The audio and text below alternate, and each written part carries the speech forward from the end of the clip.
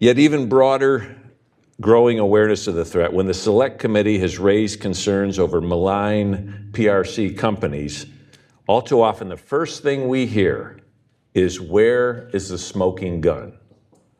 Allies, policymakers, and the public understandably want to see evidence of malign behavior before acting.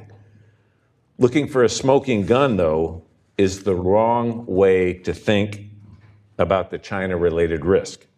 After all, a smoking gun means a shot has already been fired. Demanding to see smoking guns before taking action puts policymakers into a reactive posture. When our country's leaders have failed to connect the dots and take action, there have been catastrophic consequences, including Pearl Harbor and 9/11. Even when we have lucked into less dire consequences, as was the case with both Huawei and semiconductors, being late to the game is expensive. With emergency legislative solutions such as the so-called rip and replace costing billions in taxpayer dollars. That is strategically unwise and financially ruinous.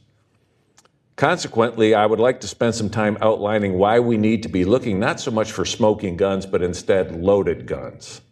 Chinese companies that, because of the technology they provide or the supply chains they impact, pose an unacceptable risk to our country's security.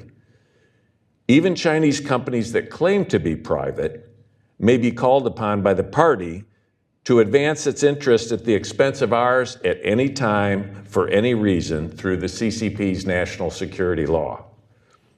Since its formation, our committee has been working overtime to identify and disarm these loaded guns, but the more we dig, the more we uncover.